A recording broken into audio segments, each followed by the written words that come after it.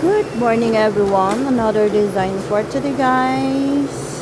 Polka dot siya guys. It means maraming flowers.